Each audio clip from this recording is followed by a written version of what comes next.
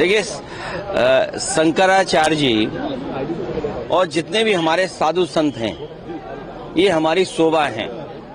और जब इतने बड़े आयोजन हों, स्वाभाविक रूप से लोग उनसे मिलने आते हैं, आशीर्वाद लेने आते हैं, उनके अनुयायी उनसे बहुत सारी जानकारी हासिल करते हैं। यही सनातन धर्म की परंपरा है। और अगर परंपरा कोई तोड़ रहा है तो वो भारतीय जनता पार्टी है। भारतीय जनता पार्टी को ऐसा व्यवहार अपने अधिकारियों के माध्यम से नहीं करना चाहिए था।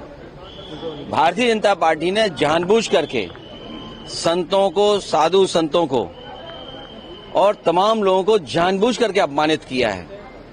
जो संविधान, जो कानून, जो देश का हमारी पहचान है, जो भाईचारा है, जो हमारी संस्कृति है, जिसको सम्मान दिलाने का काम होना चाहिए, वो भारतीय जनता पार्टी नहीं कर रही।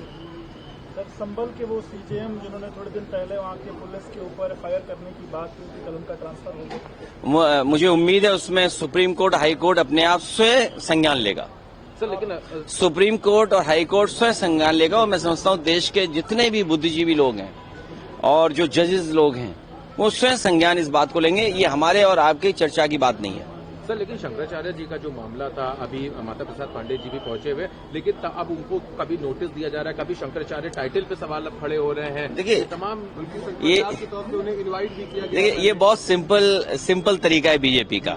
आप ANI हैं, आप ABP हैं, ये कोई और चैनल है, ये एक और एजेंसी है। अगर आप भारतीय जनता पार्टी के हिसाब से काम नहीं करोगे तो आपको भी नोटिस मिलेगा, आपके पास ED आएगी, आपके पास CBI आएगी।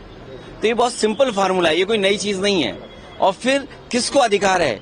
अरे अधिकारियों को अधिकार है कि एक शंकराचार्य जी से पूछें। ये तो सनातन धर्म का सबसे बड़ा अपमान है। एक अधिकारी अगर पूछेगा शंकराचार्य जी के बारे में आपका सर्टिफिकेट परिचय क्या है, तो इससे बड़ा सनातन धर्म का, इससे बड़ा हमारे साधु संतों का, इससे बड़ा हमारी संस्कृति का, इससे बड़ा हमारे माघ मेला का, इससे बड़ा हमारे हिंदुस्तान का कोई अपमान नहीं हो सकता जो भारतीय जनता पार्टी अपने चापलूस अधिकारियों से करवा रहे हैं।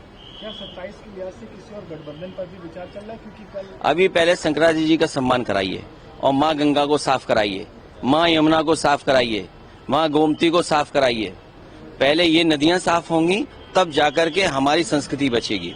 अगर आप सत्ता में आते हैं तो पूरे मामले की जांच करवाएंगे सर?